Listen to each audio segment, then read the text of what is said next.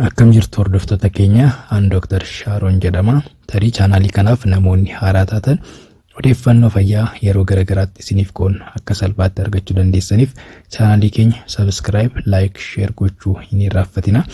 Qophii keenya har'aa kanaan immoo waa'ee daa'imman caamaa aduutti baasuu fi wantoota beekamuu qaban garagaraa kan kaasnee irratti mari'annu ta'a. Kanaaf hagaruma qophii keenya nu waliin turaa isiniin jechuu barbaada.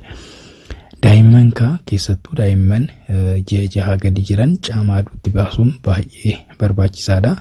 Kunis faayidaa addaa ta'e isaaniif kan kennu ta'a.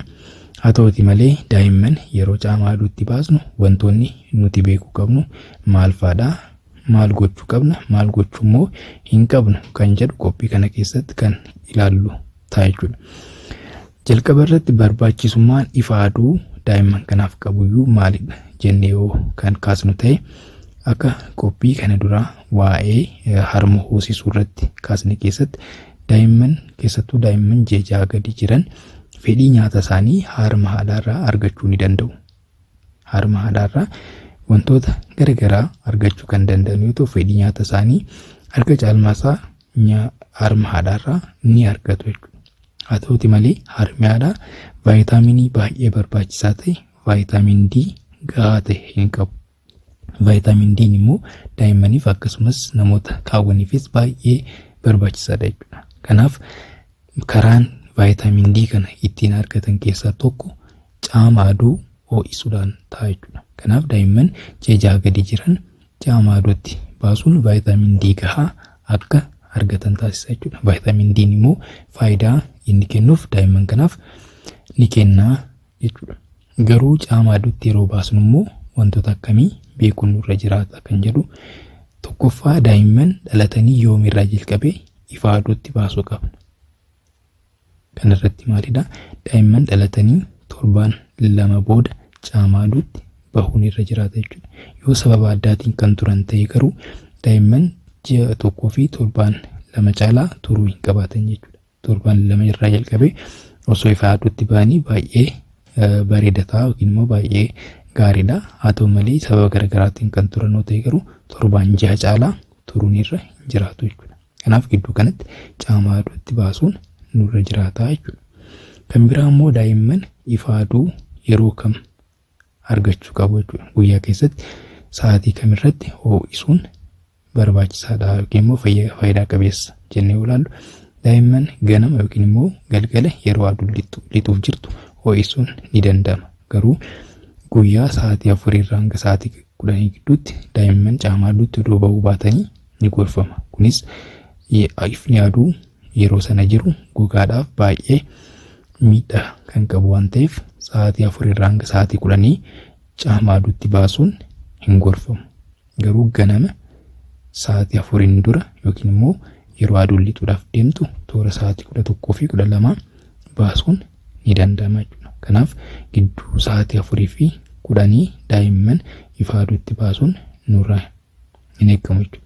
Kan biraa immoo yeroo caamaa aduutti baasnu hangamiif tursiisuu qabna jennee yoo yaadne, daa'imman daqiiqaa 15f caamaa aduu keessatti yoo ba'an vaayitaamin D gahaa qopheessuu ni danda'u jedha qorannoon garagaraa. Haa ta'uti malee daa'imman yookiin immoo namoonni gogaan isaanii gurraacha ta'e vaayitaamin D gahaa qopheessuudhaaf caamaa aduu keessatti amma tokko yeroo dheeraa irra turuun irra jiraata jechuudha. Kanaaf daa'imman daqiiqaa 20 hanga daqiiqaa 30 osoo tursiisnee filatamaadha jechuudha.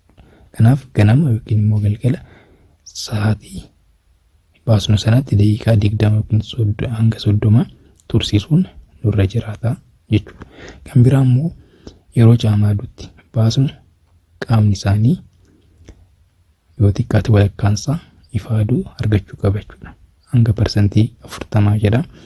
Parsantiin 40 qaama isaanii ifa aduu argachuun irra jiraata jechuudha. Kan biraa immoo ija isaanii fi daa'imni sun saalaan dhiiroo ta'e cidhaan yookiin immoo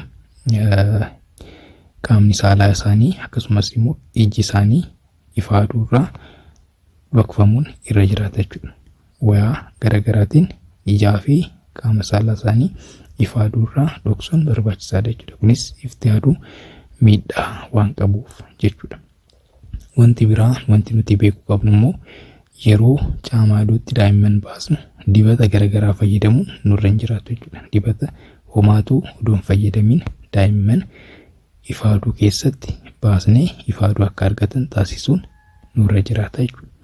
Dibata yoo fayyadamuun nurra jiraate daa'imman erga caamaaduu keessa tursiisneen booda yeroo deebisnu dibata kanneen fayyadamuu daa'imman qaama isaanii sukkumuu dandeenya jechuudha. Garuu yeroo ifaaduu isaa jirrutti dibata homaatu fayyadamuun nurra hin jiraatu jechuudha. Dibata fayyadamna taanaan aduun gogaa isaanii kallattiidhaan akka hin arganne taasisaa jechuudha.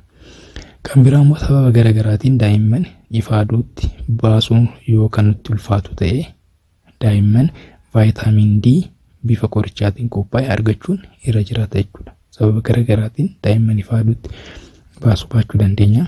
Yeroo sanatti immoo daa'imman vaayitaamin D haala qorichaatiin qophaa'e kana argachuun irra jiraata jechuudha. Kanaaf daa'imman yeroo ifaaduutti baasnu wantoota kanneen yoo seeraan kan ittiin dhimma baanu ta'e faayidaa barbaachisu sana argachuun hin danda'ama. Kana malees immoo miidhaa aduun daa'imman irratti geessisuu dandeessus hambisuun ni danda'ama jechuudha. Kanaaf qophii biraatiin immoo faayidaalee ifaaduurraa daa'imni argachuu dandeessu garaagaraa kaasnee kan irratti mari'annu ta'a. Har'aaf galatoomaa isiniin jechuu barbaada. Nagaa ta'a.